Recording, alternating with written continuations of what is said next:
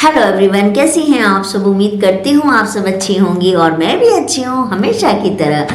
तो आज का जो वीडियो है ये Q&A वीडियो होने वाला है, जिसमें कि आप लोगों के जितने भी क्वेश्चंस हैं मोस्ट ऑफली मैं हर किसी के क्वेश्चन का आंसर देने की पूरी कोशिश करूंगी।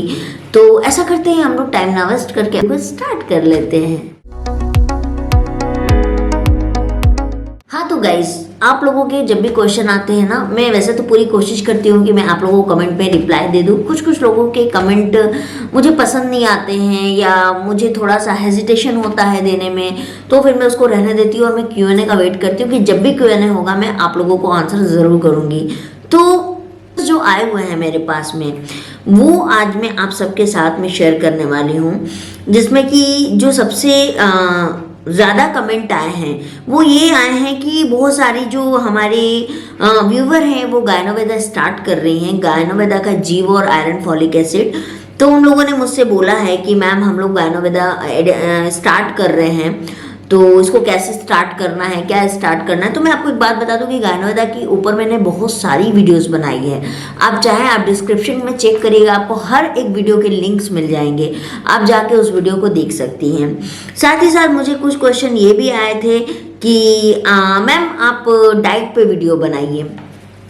ये मुझे क्वेश्चन किया है आरिशा ने कि मैम डाइट के वीडियो आप अपलोड कीजिए। ठीक है आरिशा, मैं आपके डाइट के वीडियो अपलोड करने की पूरी कोशिश करूंगी, क्योंकि मेरे पास थोड़ी सी समय की कमी हो जाती है, तो इसीलिए थोड़ा टाइम देना मेरे लिए टफ हो जाता है। लेकिन मैं कोशिश पूरी करूंगी कि मैं डाइट के वीडियोस भी मैं डालूं। शिल्पा ने बोला है कि मैम आपने योगा की वीडियो बनाई थी, आप फिर से योगा के वीडियोस डालने चालू करें। हाँ शिल्पा, मैं ज़रूर से योगा के वीडियो डालूंगी, क्योंकि मैं भी बहुत ज़्यादा ट्रेंड नहीं हूँ योगा में।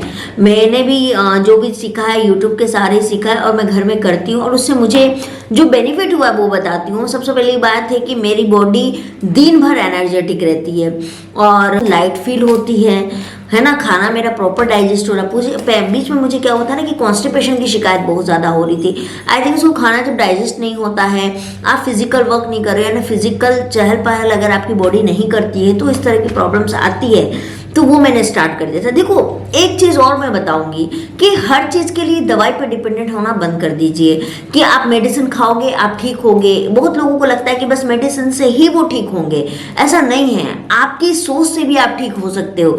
आप अपने आप को जितना एक्टिव रखोगे उतना ज़्यादा आपकी बॉडी वर्क करती है, उतना ज़्यादा वो भी अच्छे रिजल्ट देती है। जैसे कि एक फॉर द एग्जाम्पल, आपने साल भर स्कूल में पढ़ाई की, बहुत अच्छे से पढ़ाई की और आप एग्ज़ाम में फेल हो गए, है ना।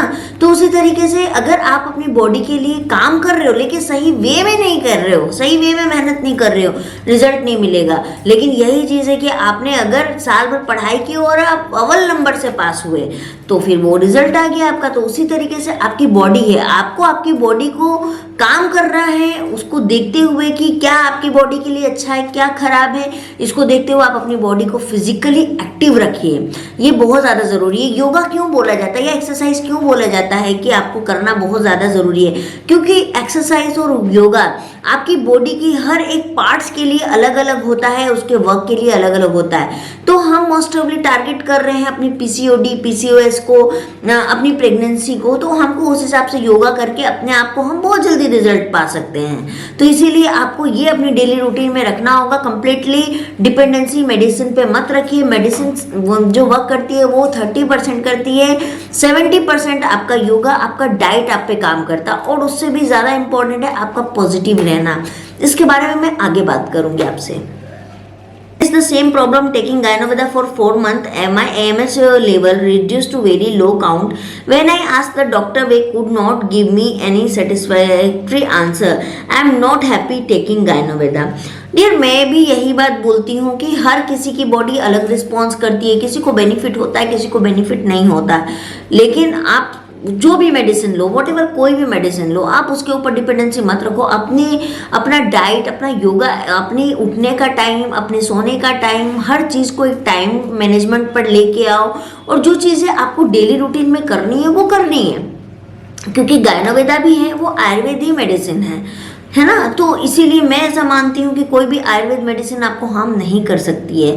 लेकिन अगर आपको इस तरीके का हो रहा है तो एक बार आप इस पे भी वर्क करिए कि आप ऐसा क्यों हो रहा है, आप कुछ गलत चीज़ें तो नहीं कर रही हैं, या आप प्रॉपर डाइट नहीं ले रही हैं, या आप प्रॉपर योगा नहीं कर रही हैं। तो इन चीज़ों को भी देखिए। जैसे मुझे भी फाइब्रॉइड्स और एंडोमेट्रियोसिस की प्रॉब्लम हुई, लेकिन मैं ये भी सोचती हूँ कि क्या पता वो शायद मेरी बॉडी में पहले से हो, मेडिसिन लेने के बाद में वो ज़्यादा फ्रंट वे में आ गया, तो ऐसा भी हो सकता है गाइस। तो मैं ब्लेम नहीं करूंगी किसी को, हर किसी को हर चीज़ अलग अलग सूट करती है। तो आप भी एक बार ट्राई जरूर करिए इसको। सैनी बोल रही हैं, गायनावेदा कितने दिन तक मेडिसिन ले मैम? देखिए, ऐसे तो डॉक्टर बोलते हैं कि मिनिमम 8 मंथ आपको लेना ही है, लेकिन मैं बोलूँगी 8 मंथ टू 1 ईयर आप इसको ले सकती हैं। आप इसको ट्राई कीजिए, उसके बाद ही रिजल्ट की कोई होप रखी जा सकती है।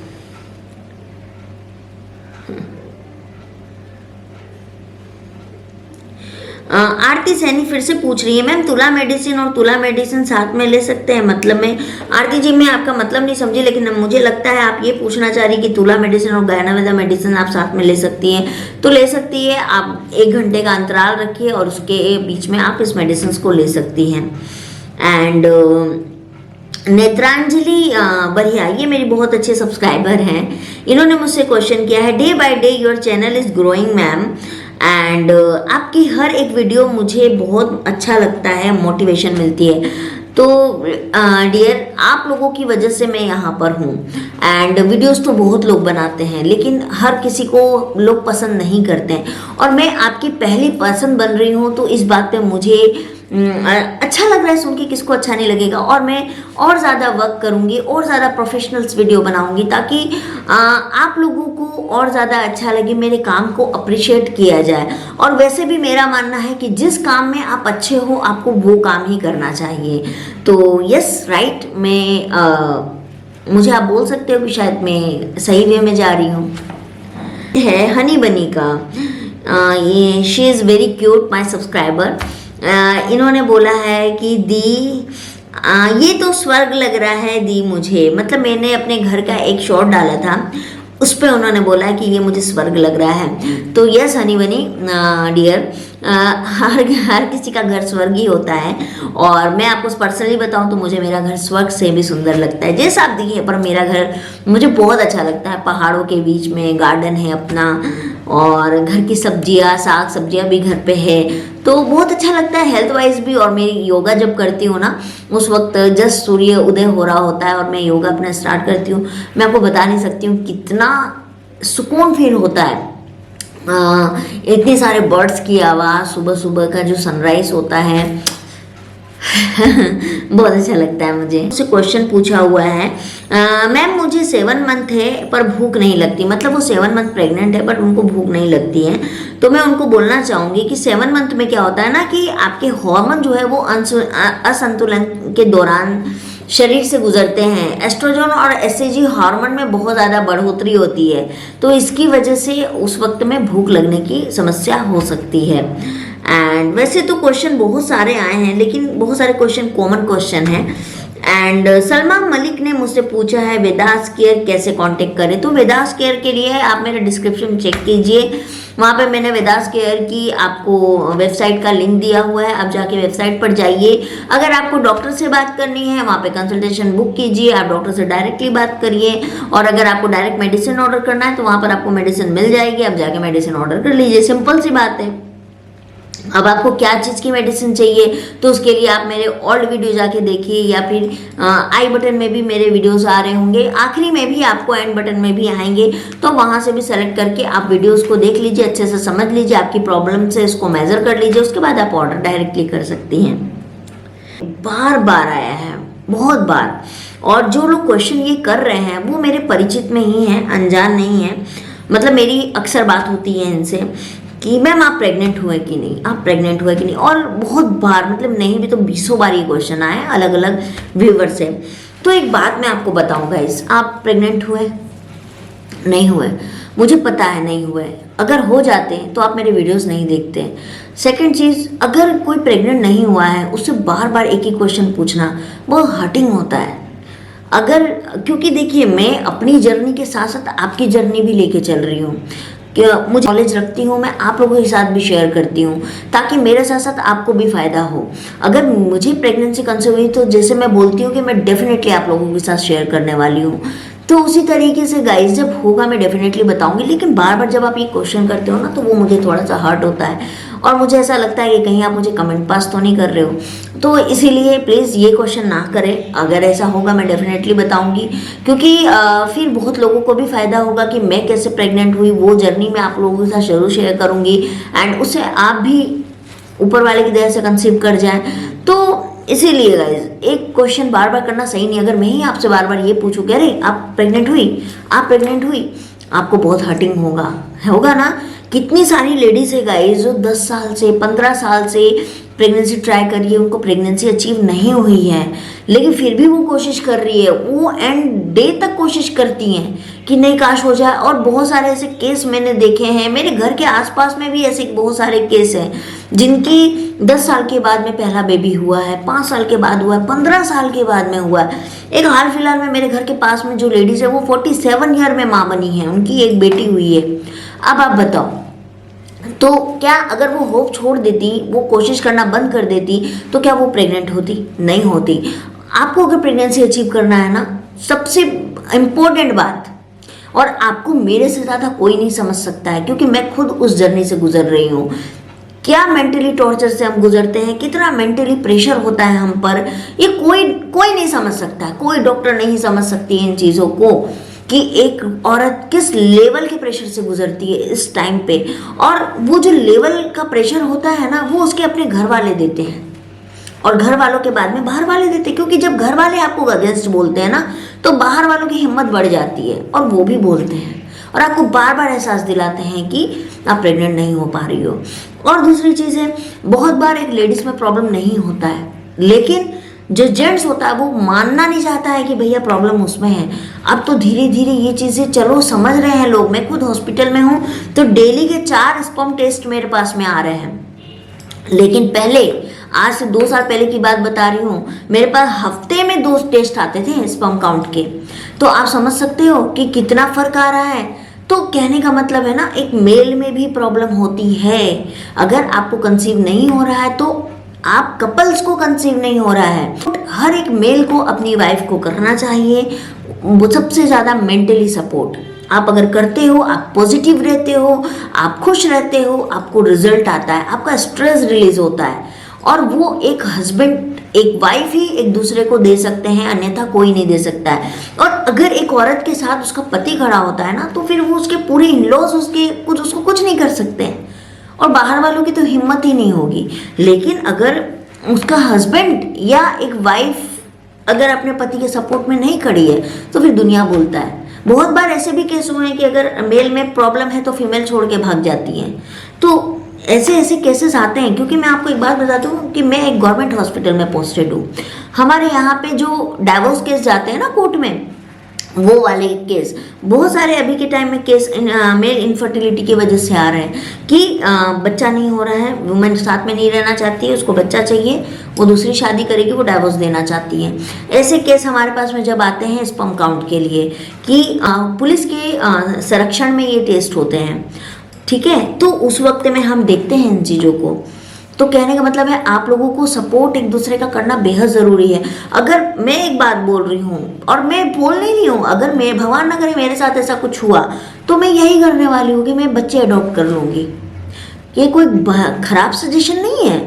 क्यों, बच्चे अडॉप्ट करके पालने में क्या बुराई है? कोई बुराई नहीं है। अगर किसी को नहीं हुआ तो क्या कर लेंगे, IVF IUI करवाने के पैसे नहीं है उनके पास, तो क्या कर लेंगे, वो नहीं रहेंगे, बिना बच्चों के रहेंगे। तो गाइज एक दूसरे का साथ इम्पोर्टेंट है, एक दूसरे के साथ रहना इम्पोर्टेंट है। बच्चे रही बात, आप कोशिश कर रहे हो, करते रहो, हो जाएगा। नहीं हुआ तो लास्ट ऑप्शन है, लेकिन एक दूसरे के साथ बने रहो। और यही मैं आप सबको बोलना चाहूँगी, जितने भी मेल और फीमेल देख रहे हैं, कि एक दूसरे को सपोर्ट में बने रहिए, एक दूसरे को छोड़िए मत, क्योंकि आप दोनों का साथ इसका सॉल्यूशन है। तो ये थोड़ा मैं पर्सनल चली गई, लेकिन हाँ मेरे हॉस्पिटल्स में ये चीज़ें होती है तो मैंने सोचा कि आप लोगों के साथ भी शेयर करूँ, क्योंकि आज के डेट में डाइवोर्स के भी बहुत सारे रीज़न ये रीजंस बन रहे हैं, तो ये रीजंस नहीं बनने चाहिए। आज ही मैं हॉस्पिटल गई थी, मेरे सामने ऐसे 3 केस आए जो कोर्ट से हमें आए हैं, ऑर्डर में आया है कि आप इनके टेस्ट करिए। अब आप बताइए, फीमेल के टेस्ट नॉर्मल है, मेल के टेस्ट में प्रॉब्लम है, क्या कर लोगे? तो गाइस एक्सेप्ट कीजिए, पार्टनर का साथ दीजिए, ये ज़रूरी है। बच्चे मैं मानती हूँ ज़रूरी है, बुजुर्ग लोग तो बोलते हैं वंश बढ़ाने के लिए हमको बच्चे चाहिए, हमारी भी चाहत होती है। कौन बोलता है यार हमको चाहत नहीं होती कि हमारे बच्चे हों, लेकिन क्या कर सकते हैं आप बताओ। आईवीएफ कराने की हर किसी की तो बजट नहीं है कि वो 3 लाख 4 लाख रुपए खर्च कर देगा। तो कहने का मतलब आपके पास पैसे भी नहीं हैं, आपके पास ऑप्शन भी नहीं है, तो क्या करना चाहिए, है ना। तो मेल फीमेल जो दोनों कपल्स हैं, एक दूसरे का साथ दीजिए, सपोर्ट दीजिए, स्ट्रेस फ्री रहिए, खुश रहिए, एक दूसरे को पूरा पूरा योगदान दीजिए। देखिएगा अगर आप दोनों एक साथ हैं ना, कोई किसी को कुछ भी बोलने की हिम्मत नहीं होगी। और ये थोड़ा मैं पर्सनली इसलिए बता रही हूँ क्योंकि मैं अपने आसपास की बहुत सारी लेडीज़ को मैंने इस तकलीफ से गुजरते हुए देखा है। थैंक गॉड मेरे हस्बैंड ऐसे नहीं हैं, मेरे इन लॉज भी ऐसे नहीं हैं, मुझे बहुत सपोर्ट करते हैं। शायद इस वजह से ही मैं आज यहाँ हूँ और आपको मोटिवेट कर पा रही हूँ, आपको बता पा रही हूँ, आपको गाइड कर पा रही हूँ। क्योंकि बोलते हैं ना कि आपकी कोई एक वीकनेस, एक कमज़ोरी कब आपकी ताकत बन जाती है ना, कोई नहीं जानता है। तो मैंने मेरी ये कमज़ोरी बोलिए या प्रॉब्लम बोलिए, वटेवर कुछ भी बोलिए, बट यही मेरी ताकत है। और इस ताकत से जितने और मेल फीमेल्स हैं उनको मैं मोटिवेट करना चाहती हूँ, उनको मैं चाहती हूँ कि वो गिव अप ना करें, वो ट्राई करते रहे, कोशिश करते रहे, बेहतर से बेहतर चीज़ें करें। और 4 चीज़ें आपको करनी है गाइस, एक सही मेडिसिन लेना है, सही डाइट लेना है, सही योगा करना है और खुश रहना है। ये 4 चीज़ करिए, कोई प्रॉब्लम नहीं होने वाली। 110% आपको रिजल्ट मिलेगा, डेफिनेटली मिलेगा। तो चलिए मैं मिलती हूँ आप लोगों से नेक्स्ट वीडियो में। बहुत सारी बातें हो गई, थोड़ी पर्सनल कन्वर्सेशन हो गई, लेकिन होनी ज़रूरी है, इसीलिए मैं अपने शॉर्ट्स में भी आप लोगों को अपनी पर्सनल चीज़ें दिखाती हूँ ताकि मैं आप लोगों से अटैच हो पाऊँ। और शायद आप लोग यही चीज़ पसंद कर रहे हैं, जो आप लोग बोल रहे हैं कि आपका चैनल ग्रो हो रहा है, शायद इसी की वजह से हो रहा है कि आज हम पर्सनली एक दूसरे से इतने अटैचमेंट हो रहे हैं कि लोग मुझे जान रहे हैं कौन है आंचल महतो।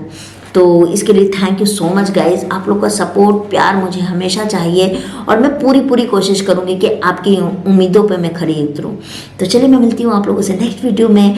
बहुत सारी नॉलेज, बहुत सारे अपडेट, और आपको किस टॉपिक पे वीडियो चाहिए आप लोग प्लीज़ मुझे कमेंट करिएगा, मैं बनाने की कोशिश करूँगी, है ना। तो चलिए हम लोग मिलते हैं आपसे। Bye bye guys.